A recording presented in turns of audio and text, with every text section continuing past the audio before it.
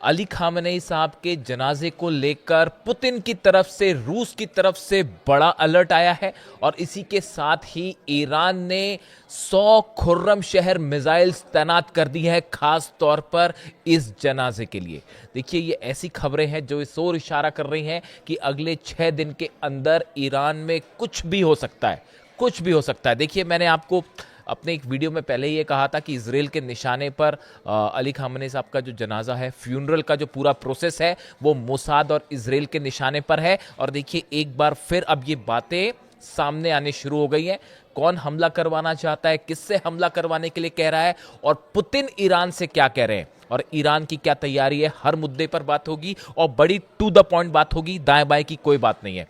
देखिए, जो पहली खबर मैंने आपको बताई, मैं वहीं से शुरू करना चाहता हूं। ईरान की तरफ से सीधा संदेश दे दिया गया है। ईरान की तरफ से यह कहा गया है कि अगर इजराइल की तरफ से अली खामेनेई साहब के जनाजे को निशाना बनाया गया तो उसका नतीजा ये होगा, हम इजराइल को नक्शे से मिटा देंगे। जो कमेंट्स आ रहे हैं वो ये बता रहे हैं कि ईरान ने एक बहुत बड़ी तैयारी कर रखी है। देखिए, जनाजे की तो एक प्रोसेस है ही, उसमें करोड़ों लोग शामिल होंगे, लोगों की भावनाएं जुड़ी हुई हैं और एक ऐसे लीडर थे जिनके पूरी दुनिया में करोड़ों फॉलोअर्स हैं। और ऐसे हालात में ईरान के लिए बेहद इमोशनल मैटर है और अगर किसी ने इस जनाजे पर हमले करने की कोशिश की तो उसका नतीजा क्या करना है, ईरान ने अभी से तय कर रखा है। जो सोर्सेज बता रहे हैं, जो जानकारी मेरे पास है, 100 से ज्यादा खुर्रम शहर मिसाइल्स जो हैं वो इजराइल के अलग अलग शहरों को लोकेट करके मिसाइल जो बेसिस होती हैं उस पर तैनात कर दी गई है। बात नंबर 1। बात नंबर 2, ये जो मिसाइल्स हैं, बताया जा रहा है कि ये ईरान की खुर्रम शहर मिसाइल का सबसे एडवांस वर्जन है। ये जितने दिन से सीज फायर चल रहा है, नॉन स्टॉप ईरान में मिसाइल्स बनाई जा रही हैं। अगर कोई इस गलत फहमी में रहना चाहता है कि जंग रुक गई है और शांति हो गई है, तो इससे बड़ा भुलावा कुछ नहीं हो सकता। ईरान अच्छे से जानता है कि फिर से हमला होगा। नॉन स्टॉप ईरान में मिसाइल्स बनाई जा रही हैं और अब जो खुर्रम शहर मिसाइल्स का नए वर्जन आए हैं, ये ज्यादा एडवांस है और हर मिसाइल 80 लोकेशंस पर हमला करने की क्षमता रख सकती है। यानी आप ये कह लीजिए, एक खुर्रम शहर मिसाइल 80 लोकेशंस को टारगेट कर सकती है। अब ऐसे में अगर एक साथ 100 मिसाइल्स फायर कर दी जाएं तो वो कितने लोकेशंस पर फायर करेंगी, आप अंदाज लगा लीजिए। एक मिसाइल 80 लोकेशंस पर टारगेट कर पाएगी और एक साथ अगर 100 मिसाइल फायर हो जाएं तो कितने मल्टीपल टारगेट्स इजराइल में तबाह होंगे। और ये अगर एक साथ फायर हो जाए, दुनिया का कोई डिफेंस सिस्टम ईरान की मिसाइल्स को जो है वो नहीं रोक पाएगा। ये बात तय है। अब देखिए, ईरान की तरफ से जो बयान आ रहे हैं, ईरान की सेना का कहना है, ये दरअसल अहमद वाहिदी साहब कह रहे हैं, अपने प्रवक्ताओं के जरिए कह रहे हैं कि जरा सी गलती की तो सीधा और ऐसा जवाब दिया जाएगा कि भूल नहीं पाओगे। ये जवाब ईरान की तरफ से। दूसरी तरफ देखिए, ईरान के जो विदेश मंत्री हैं अब्बास अराक्ची साहब, मैं हमेशा कहता हूं, बड़े नपे तुले शब्दों में बात करते हैं, कभी कोई दाएं बाएं की बात नहीं करते और कभी बुरे से बुरे हालात हों लेकिन कभी गुस्सा नहीं होते और बड़े नपे तुले शब्दों में जवाब देते हैं। हमेशा मैंने उनको यही देखा है। बेहतरीन विदेश मंत्री, इसमें कोई गुंजाइश ही नहीं है। लेकिन अब इस बार वो भी गुस्सा है, वो भी नाराज है। इजराइल के डिफेंस मिनिस्टर जो कार्ड्स है, उनका जिस तरह से बयान आया कि हमले के लिए हम तैयार हैं और 24 घंटे में हम ईरान पर हमला कर सकते हैं, वो दरअसल बयान जनाजे को टारगेट करने को लेकर ही था। जब अली खामेनेई साहब के जनाजे पर हमले की बातें सामने आई तो अब्बास अराक्ची साहब का भी खून खौल पड़ा और उन्होंने कहा, अमेरिका से कहा कि ये जो पालतू जानवर हैं इजराइल के, इनको काबू में रखो वरना अंजाम बहुत बुरा होगा। देखिए, जो खबरें हैं उसके मुताबिक एक बड़ी मीटिंग हुई है इजराइल में, मोसाद और इजराइल की गवर्नमेंट के अधिकारी शामिल थे उसमें, और उसमें बड़ा प्लान तैयार है कि क्या रुख रहेगा इजराइल का इस पूरे जनाजे को लेकर। कुछ भी हो सकता है। जो तमाम इंटरनेशनल एजेंसीज जिस ओर इशारा कर रही हैं, ये बेहद अगले 6 दिन बेहद सेंसिटिव हैं, ना सिर्फ ईरान के लिए, पूरे मिडिल ईस्ट के लिए। और इन 6 दिनों में अगर कुछ भी जरा सा भी गड़बड़ होता है, ये पूरे अरब में ऐसी आग लगाएगा जिसे दुनिया की कोई ताकत नहीं रोक पाएगी। देखिए, ईरान के तो कई रिलीजियस लीडर्स हैं, उनके बयान में देख रहा था। वो तो अभी भी यही कह रहे हैं। उनका कहना है कि ईरान को सब बातें छोड़ देना चाहिए, पहले अली खामेनी साहब की शहादत का बदला लीजिए, उनके हत्यारों से बदला लीजिए। ऐसे तमाम ईरान के रिलीजियस लीडर्स हैं जो इस तरह की बात कर रहे हैं। अली निगजाद हैं, ये सांसद है वहाँ के, शायद तो संसद के उपाध्यक्ष भी हैं। इनकी तरफ से भी कहा गया कि अभी खामेनी साहब का बदला बाकी है, यानी सीधी वार्निंग दी जा रही है ईरान की तरफ से, चिलिंग वार्निंग्स जिसे कहते हैं। अब देखिए, मैं आपको पहले क्यों कह रहा था कि अली खामेनी साहब की, मैंने 2 दिन पहले ये बात कही थी कि अली खामेनी साहब के जनाजे को लेकर जो है वो साजिशें हो रही है। देखिए, लॉरा लूमर है, ये डोनाल्ड ट्रंप की बेहद करीबी मानी जाती है और एक राइट विंग की नेता है ये, और एनालिस्ट है, और हमेशा से इनका जो अप्रोच होता है वो एंटी मुस्लिम मानी जाती हैं ये, और डोनाल्ड ट्रंप की लेकिन बेहद करीबी हैं और फार राइट पॉलिटिकल एक्टिविस्ट हैं। इनकी तरफ से कल 3 बयान आए, शायद आपने सुना होगा, सोशल मीडिया पर इन्होंने पोस्ट किया। उन्होंने कहा कि आयतुल्लाह अली खामेनी साहब का जो फ्यूनरल है, इसको लेकर उन्होंने कहा, अ फ्यूनरल फॉर खामेनी, ये लिख रही हैं वो अपनी सोशल मीडिया पे, a funeral for Khamenei, that's what we call a target rich environment, और उसके आगे एक बॉम्ब की फोटो लगा रही हैं।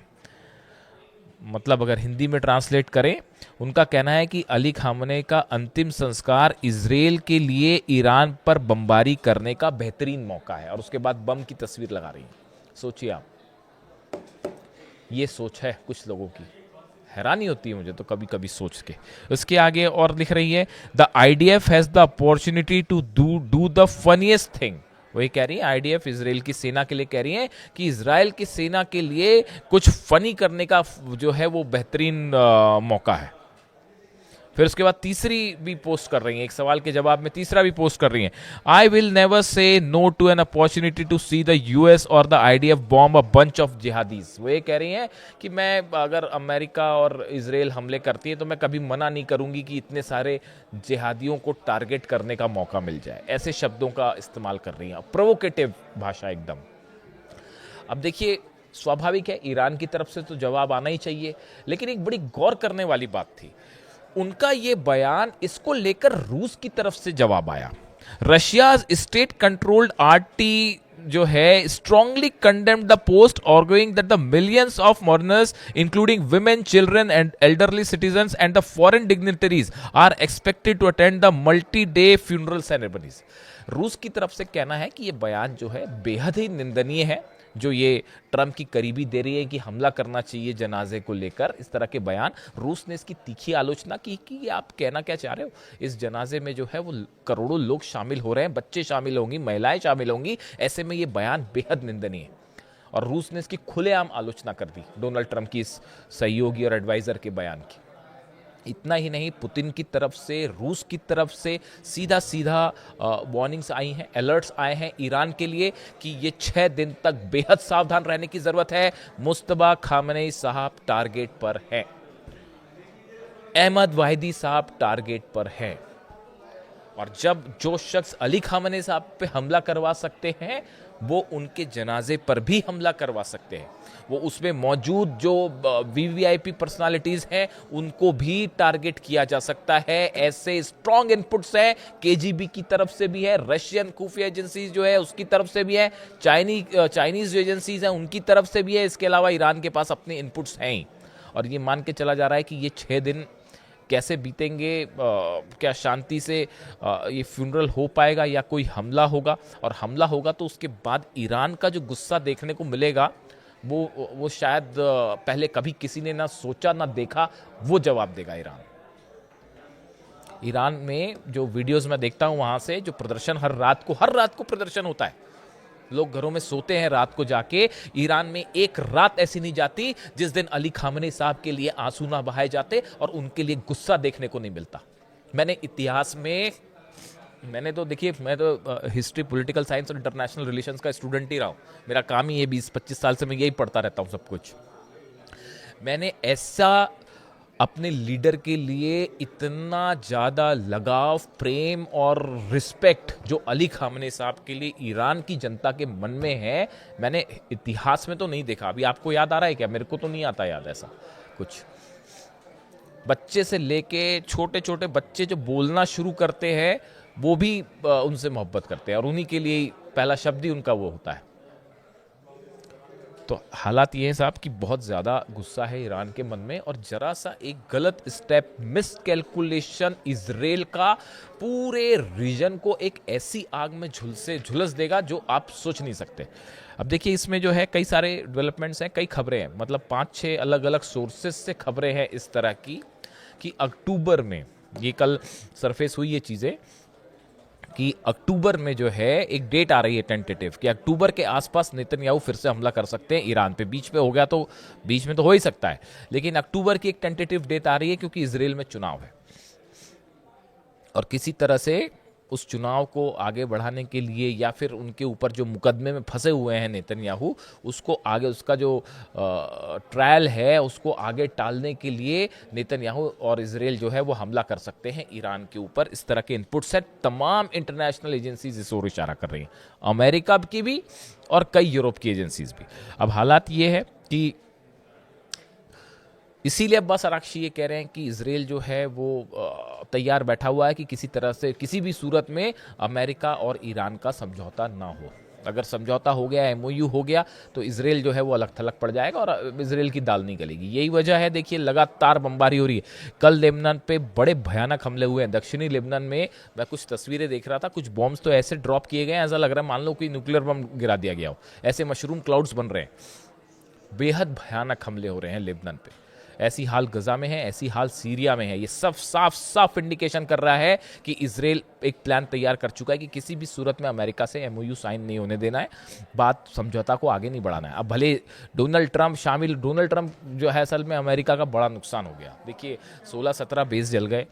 अरब देश जो है वो अपना डिफेंस सिस्टम, ये भी इस बात को ध्यान रखिएगा, जितने अरब देश हैं बड़ी तेजी के साथ अपना डिफेंस सिस्टम मजबूत करने में जुटे हुए हैं। क्या वजह है इसकी, सोचिए आप जरा। आयरन डोम मजबूत करने में जुड़ा है इजराइल, और पूरे अरब देश जो हैं वो एक सूत्री कार्यक्रम चल रहा है साहब सबका, हथियारों के मामले को लेकर। चाहे वो यूएई हो, चाहे सऊदी हो, चाहे बहरीन हो, चाहे कतर हो, चाहे जॉर्डन हो, एक एक देश जो है वो अपना डिफेंस सिस्टम मजबूत करना चाहता है, क्योंकि उनको पता है कि आज नहीं तो कल इजराइल की तरफ से, ईरान की तरफ से जो है वो मिसाइल खानी है, और वो मिसाइलें रोकने की हिम्मत नहीं है। तो अब कैसे करके, भाई अमेरिका तो रोक नहीं पाया, 16-17 बेस जला डाले, तो अब आगे क्या होगा। तो इसीलिए जो है वो अपने डिफेंस सिस्टम मजबूत किया जा रहा है। अब इस बीच जो जहाँ से हमने बात शुरू की थी कि अली खामेनी साहब के जनाजे को लेकर जो है वो बड़ी तैयारी ईरान की तरफ से, सिक्योरिटी मेजर्स हैं तमाम। देखिए तमाम उनके वो आ गए हैं, गाइडलाइंस आ गई हैं कि कौन मौजूद रहेगा, उसमें वीआईपी जो पर्सनालिटीज़ हैं वो कहाँ रहेंगी। मुस्तबा खामनी को लेकर अभी तक कोई बात साफ नहीं है कि क्या वो इस फ्यूनरल में मौजूद होंगे, क्या पब्लिक के सामने वो आएंगे, क्योंकि उन पर हमले का सीधा सीधा थ्रेट है और हो भी सकता है हमला। तो ऐसे हालात में क्या वो सामने आएंगे, एक अभी इसके बारे में ईरान ने कुछ नहीं कहा है, लेकिन एक बात तय है जो साफ साफ दिख रही है, इस जनाजे पर हमला इतिहास के सबसे बड़े युद्ध को छेड़ सकता है, सबसे बड़े युद्ध को, और ये तीसरे वर्ल्ड वॉर की शुरुआत होगी अगर अली खामेनी साहब के जनाजे पर हमला कर दिया तो। और इससे बड़ी मिस्टेक इतिहास की नहीं हो सकती। कई देशों के जो है वो नक्शे से गायब हो जाएंगे अगर इस जनाजे पर हमला हुआ। वीडियो कैसा लगा कमेंट करके ज़रूर बताइए। कई बड़े अपडेट्स अगले वीडियो में आपके लिए लाऊंगा। Thank you so much.